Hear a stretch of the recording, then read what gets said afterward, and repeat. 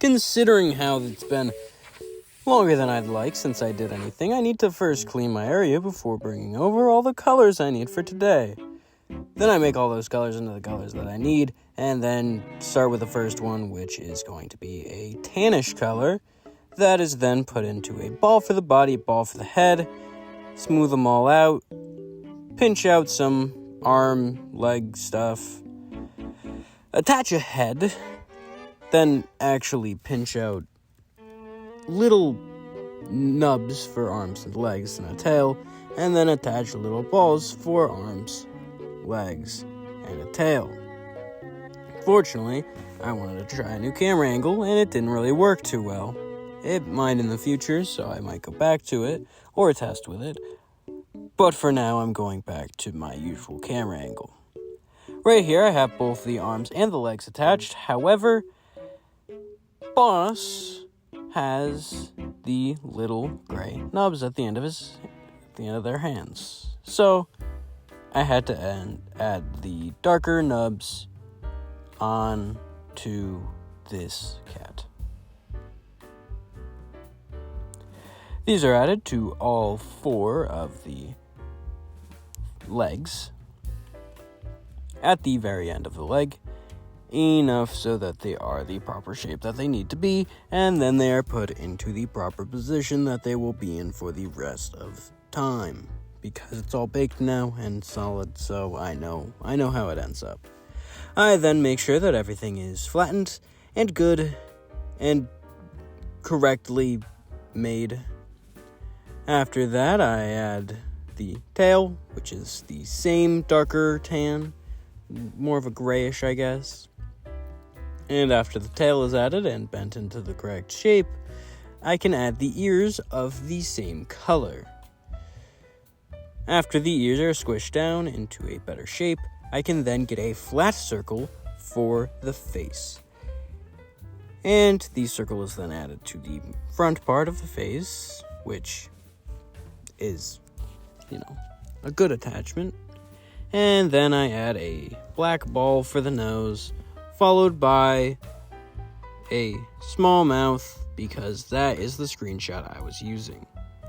After that, using the screenshot that I took of the cat, I added 2 sleepy-looking eyes, followed by the technically, eyebrow-looking things that kind of give them angry eyes, but I'm pretty sure that those cats just have that, so they're a little sweetheart. Don't get them wrong.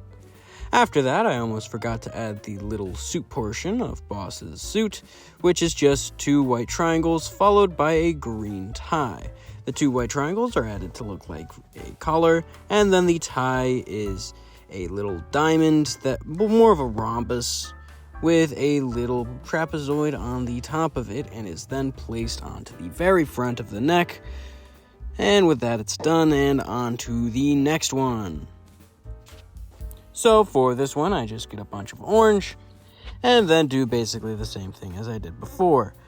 I just pinch out a bunch of area for arms and legs, except this time I don't attach a head, and I only add on the legs.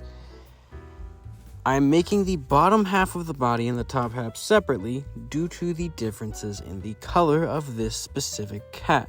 I first add the legs and the tail, and then I shape all of those out appropriately before moving on to the upper half of the body. First, I need to make sure that the legs are in the proper spot before I cut out a little bit of extra clay from the head so that I have the correct shape, especially when I add on white that I will be adding on later. The front of the head stays flat, but more pancaked before I add a big thing of white, first to the chest, all the way down to the very bottom, and after that, I pinch out some area for hands, and then add the hands. The hands don't actually get blent into the orange, just blent into the white itself, and they are made to the exact same shape as Boss, and some of the ones that I made previously. Then I add the white face, and just kind of squish it in there so that it's all nice and proper, and it actually looks good. This gets squished until all of it is in the approximate right place before I add another sunglass kind of shape to the front of the head in order to give the proper space for the eyes, because the old way did not look like the actual design that was used for the head of Coco. So, once that gets blended into the orange, and remember, not into the white, and then the face gets reshaped into the more oval shape, I can add the ears as the orange color, and then blend those in, trying not to completely destroy the face shape, but kind of not doing that.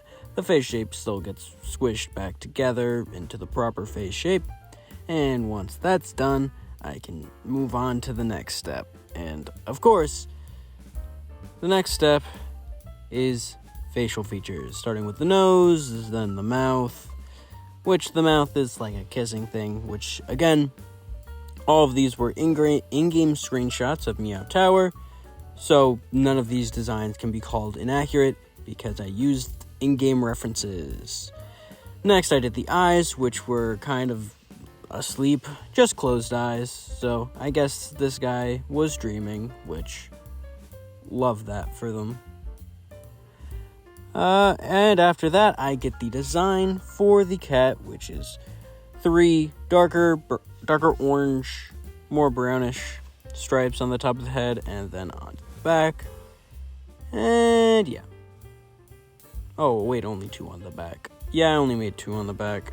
After this, I get some tan out and make a sun hat, because we all love the floppy sun hats, and they are an ocean dweller. I just make a disc, add a little semicircle onto the top center, blend the semicircle into the disc, then kind of indent the inside of that a little bit, which I think it just makes the semicircle slightly bigger, and then place it onto the head. I'm not very good at making hats, I'm realizing over time, so I'm gonna keep making hats. After that, I cut out a bunch of red circles, and eventually yellow circles, but we'll get there. And then I make them look like Super Mario Galaxy Star Bits by just kind of touching them, just kind of pinching them at odd places, and then I alternate between red and yellow while adding some green leaves into any mild gaps that are found throughout the necklace. Once the entire red and yellow alternating pattern is placed down, I add in a bunch of leaves, and once the leaves are there, it's done, and I can move on to cream, which is an all-white cap with a bunch of purple and pink accessories. So, to start out, I just make a white. Well, I don't really make a white. I just kind of get my hands dirty with purple and grab the white so that it doesn't really get off color over time. And, as per usual, I just kind of indent the place that both the arms, legs, and tail are going to go. They're all legs, actually. And then I place on a head. The head is a more ovular, kind of circular shape, but ovular more long than it is tall. And once the head is on there, I can add the legs, both of the 2 legs on the bottom, and then the upper legs, which could be classified as arms if you wanted to, on the top half, which are significantly longer than the legs. These are all blent into the base of the body to make sure that there is no obvious seam or gap, and that it all looks like one piece. One piece. Next I add the tail, which is the same white color, blent into the body, and after that's all blent in, I can shape the arms downwards into the sitting position that all of these cats are in. And then I just add some ears, which are also just white, the same white color. Once these ears are blended to this time the head instead of the body, and the head is reshaped into the proper shape, I can add something. I'm not sure what I'm going to add yet, but of course it's the big cape, which is very nice for this design and makes it look very mystical and magical. No, I will not apologize. First, I wrap the cape around the cat, I cut it to the correct size, and then I actually fit it, but I don't show the cutting part to make myself look better. Then I get a more purplish one and create a knot on that, and then I add some bunny loops, Once both of the bunny loops are added, I can attach this string of clay onto both ends of the robe and then kind of make the robe a little wavy before moving on to a different section, that being the head. This cat is one of the only ones to have differently colored eyes. First is Dusty with yellow, and then there's Cream with blue, followed by the nose and mouth being pinkish. The nose being and the mouth being pretty similar to everything else, with just a ball and then a worm. Then I make a party hat with 3 colors of purple, yellow, and then a pinkish, made into a cone shape without actually blending any of them and making sure they stay separate. Then I make a star out of the yellow clay, which is very hard for me. I can't make stars very well, and placed it on the top of the cone. After that, I get a yellowish string, which is the same yellow, and wrap it around because that is accurate to the design. If you don't like this, you can omit it from your design if you decide to do it yourself. After that, I make another star, really challenging myself today, and attach it to the back of the rope because I thought it would look nice and fit the design of the character. With that, all of them are done, and all of them get baked.